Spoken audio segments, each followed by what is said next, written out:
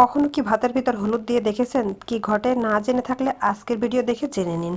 ভাতের ভিতরে যদি আপনি 1 চামচ হলুদের গুঁড়া সেই সাথে 1 চামচ দিতে পারেন, মরিচের গুঁড়া সেই সাথে দিতে পারেন, আপনি হচ্ছে পরিমাণ মতো লবণ ও পরিমাণ মতন আপনি পেঁয়াজ, রসুন, কাঁচামরিচ এইগুলা সব কেটে কুটে একসাথে নিতে পারেন। সেখানে একটু সামান্য পরিমাণ গোটা জিরেও দিতে পারেন। আর এই সবগুলো উপকরণ দিয়ে আপনি বানিয়ে ফেলতে পারেন খুব সুন্দরভাবে মজাদার ও সহজ একটা নাস্তার আইটেম, যেটা খুবই লোভনীয়। আর এগুলো বানানো হয়েছে খুবই সহজভাবে।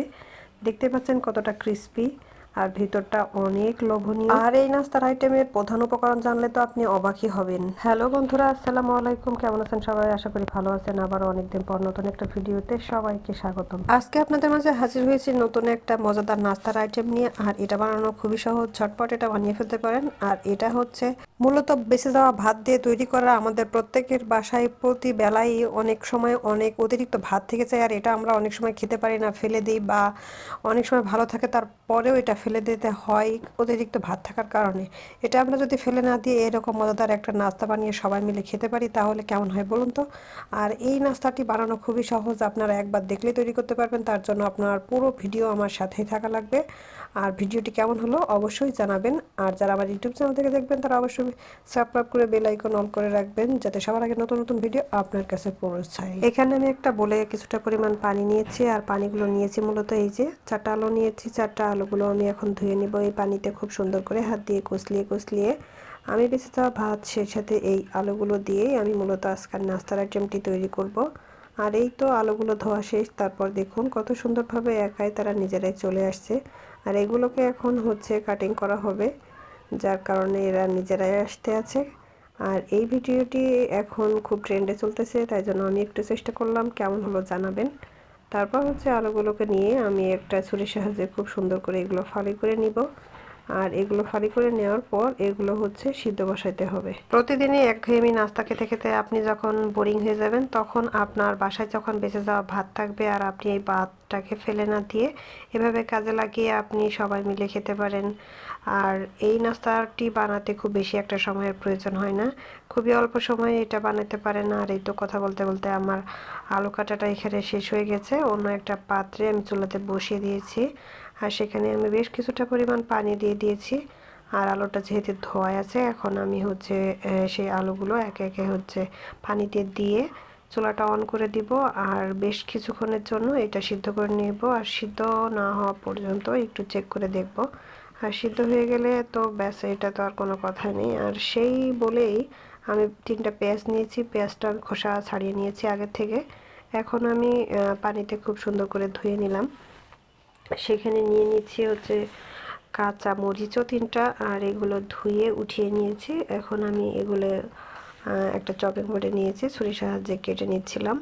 আর এভাবে কাটতে আমি বেশি একটা পছন্দ করি না, বা ভালো হয় না। আমি এগুলো একটু বটিতেই কেটে নিয়েছিলাম, আর এভাবে একটু ফালি করে নিচ্ছিলাম, তাহলে কাটাটা খুব ইজি হচ্ছিল। আর পেঁয়াজ কাটার পরে আমি হচ্ছে তারপর মরিচগুলো নিয়েছি। মরিচগুলো হচ্ছে ছুরির সাহায্যে ফালি করে নিয়েছি, কুচি কুচি করে নিয়েছি। আর এটা যেহেতু একটা নাস্তার আইটেম হবে, ঝালের পরিমাণ আপনারা কমিয়ে বাড়িয়ে দিতে পারেন, আর একটু কম রাখাই ভালো, যেহেতু বাচ্চারা খাবে। যারা ঝাল খেতে পছন্দ করেন তারা অবশ্যই ঝালের পরিমাণ বাড়িয়ে নেবেন, এতে স্বাদটা আরও বেশি আসবে। যাদের ঠান্ডা লেগেছে বা কিছু খেতে মন চাচ্ছে না, তারা একবার হলো এই নাস্তার আইটেমটি ট্রাই করে দেখতে পারেন, তাদের খুব উপকারে আসবে। এখানে পেঁয়াজ আর মরিচগুলো কাটা শেষ। অন্য একটা পাত্র নিয়ে এখানে বেশ কিছুটা পরিমাণ লবণ দিয়ে হাত দিয়ে আমি একটু সময় নিয়ে চটকিয়ে নিচ্ছিলাম। এতে করে হচ্ছে পেঁয়াজটা একটু নরম হয়ে আসবে, তাহলে ভাতের সাথে বা আলুর সাথে এটা মিশতে খুব একটা সুবিধা হবে। আর এটা যদি না করা হয় তাহলে বেশি একটা ভালো হইতে চায় না, এই জন্য করা আর কি। পেঁয়াজ আর মরিচটা যদি লবণ দিয়ে ডলে নেন তাহলে খুব সুন্দরভাবে এর সাথে মিশে যাবে, আর এটা শেপগুলো সুন্দর আসবে। আর এটা যদি না করেন তাহলে শেপগুলো সুন্দর আসবে না, এটাই পার্থক্য আর কি।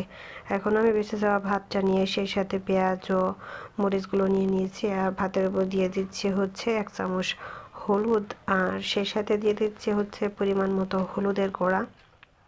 এখানে আপনারা চাইলে এটা স্কিপও করতে পারেন, আর আপনারা যদি ঝাল পছন্দ করেন এখানে ঝালের পরিমাণ বাড়িয়ে নিতে পারেন। পরিমাণ মতো লবণ দিয়ে দিচ্ছি, আর এখানে গোটা জিরেও দিয়ে নিচ্ছি বেশ কিছুটা। আর এই সব উপকরণ একত্রে করে আমি এদিকে চলে আসলাম হচ্ছে আলুটা সিদ্ধ হয়েছে কিনা এটা একটু চেক করার জন্য। এটা একটু সিদ্ধ কম হয়েছে, ঢাকা দিয়ে আরও কিছুক্ষণ হচ্ছে সিদ্ধ করে নিচ্ছি। আর বেশ কিছুক্ষণ পর যখন হয়ে গেছে তখন হচ্ছে চুলাটা অফ করে দিলাম। আর এখন ঢাকনা সরিয়ে একটা ছাঁকনির সাহায্যে সবগুলো আমি আলু উঠিয়ে নিচ্ছিলাম একটু পানি ঝরিয়ে।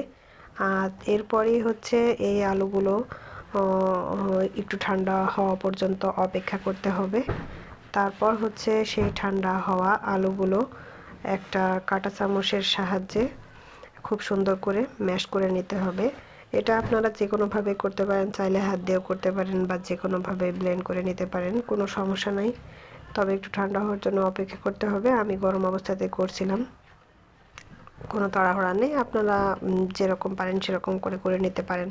আর এই তো আমার হচ্ছে যে আলু ম্যাশ করা শেষ হয়ে গেছে। এখানে আমি যে উপকরণগুলো একত্রে করে রাখছিলাম সেখানে হচ্ছে আলুগুলো নিয়ে নিচ্ছি।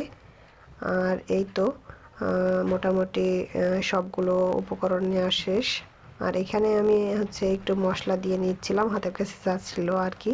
বাসায় আপনারা চাইলে এটা স্কিপ করতে পারেন, আর যদি থাকে দিলে সমস্যা নাই। এখানে অনেকে অনেক কিছু ব্যবহার করে, আমি ছিল একটু সয়া সস সেটা দিয়েছি। আর দিয়ে দিচ্ছি হচ্ছে একটু সামান্য সরিষার তেল। আপনারা চাইলে এগুলো যোগ করতে পারেন, আর না চললে না। এখানে আমি একটু ধনিয়ার গুঁড়াও দিয়ে দিয়েছিলাম। আর এই তো মোটামুটি আমার সবগুলো উপকরণ দেওয়া শেষ। আর এখন হাতের সাহায্যে খুব সুন্দর করে এগুলো মিশিয়ে নেব। আর মেশাতে হবে একটু সময় নিয়ে। আমার এখানে হচ্ছে সবগুলো উপকরণের থেকে পাত্রটা একটু ছোট হয়ে গেছে, আর একটু বড় পাত্র নেওয়া ভালো ছিল আর কি। যাই হোক, মোটামুটি আমি এটাই আস্তে ধীরে একটু সময় নিয়ে এগুলো মাখিয়ে নিয়েছিলাম, যাতে সবগুলো উপকরণ খুব সুন্দর করে মিশিয়ে কাজটা করা যায় আর কি। এই জন্য একটু বেশি সময় লেগেছে, এটা কোনো ব্যাপার না। তবে আপনারা আপনাদের সুবিধা মতন কাজটা করে নিতে পারেন। আর এই তো একটু হাতে তেল ব্রাশ করে 2 হাতে তালুর সাহায্যে অল্প অল্প পরিমাণ নিয়ে আমি হচ্ছে এই তো এরকম শেপের করে নিয়েছিলাম। এটা এখন ফ্রাই করা হবে আর কি। তার আগে সব কিছু রেডি করে নিলে ভাজতে খুব সুবিধা হবে, তাই জন্য আমি একে একে সবগুলো এভাবে রেডি করে নিয়েছিলাম। আর এই তো অন্যদিকে আমি চুলাতে চলে এসেছিলাম, একটা কড়াই দিয়েছিলাম। তারপর এতে হচ্ছে বেশ কিছুটা পরিমাণ তেল দিয়েছি। আর এই তো একে একে হচ্ছে আমি এখন এই ইয়েগুলো নাস্তার আইটেমগুলো দিয়ে দিব। নাস্তার আইটেমগুলো একে একে দিয়ে খুব সুন্দর করে ভেজে নিব। আর এই পর্যায়ে চুলার আঁচটা একদমই অল্প রাখতে হবে, না হলে পুড়ে যেতে পারে। আর পুড়ে গেলে এটা খেতে একদমই ভালো লাগবে না, সেই কারণে খেয়াল রাখতে হবে অল্প আছে।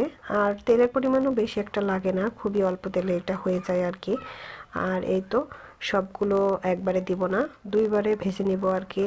আর একটা কাঁটা চামচের সাহায্যে উল্টিয়ে পাল্টিয়ে একটু আস্তে সাবধানতার সাথে আমি এটা সময় নিয়ে ভেজে নিয়েছিলাম। দেখলেন তো কতটা সহজ আর কতটা ইজি এটা বানানো। আজকের পর থেকে আপনারা ভাত কিন্তু আর ফেলবেন না, অবশ্যই এই নাস্তার আইটেমটি বানিয়ে খাবেন। আরও বিভিন্ন ধরনের নাস্তার আইটেম ভাত দিয়ে বানানো যায়, তার মধ্যে এটা একটা। আর এটা যেহেতু খুব সহজে বানানো যায় ঝটপট, এটা আপনারা অবশ্যই বাসায় একবার হলেও ট্রাই করবেন। আর এই তো আমার আজকের নাস্তা রেডি হয়ে গেছে। কার কাছে কেমন লাগলো জানাতে অবশ্যই ভুলবেন না। আর যারা সম্পূর্ণ ভিডিও কন্টিনিউ করেছেন তাদেরকে অসংখ্য অসংখ্য ধন্যবাদ। আপনাদেরকে পরবর্তী ভিডিও দেখার আমন্ত্রণ রইল। তারপর বলুন আজকের নাস্তার আইটেমটি কেমন হয়েছে। নিশ্চয়ই আপনার জিভে জল চলে এসেছে। যদি চলে আসে তাহলে অবশ্যই বাসায় আজকেই বানিয়ে ফেলুন এবং পরিবারের সবাই মিলে উপভোগ করুন এই মজাদার নাস্তার আইটেমটি। যদিও আজকের ভিডিওটি অনেক বড় হয়ে গেছে, তারপরেও আর দেরি করাবো না। আজকের মতো এখানে বিদায় নিচ্ছি। সবাই ভালো থাকবেন, সুস্থ থাকবেন এবং বরাবরের মতো আপনাদের জন্য অনেক অনেক দোয়া, আমার জন্য দোয়া করবেন। আর এই তো একটা তুলে নিয়ে খেতে খেতে চলে যাচ্ছি। আল্লাহ হাফেজ অ্যান্ড আসসালামু আলাইকুম সবাইকে।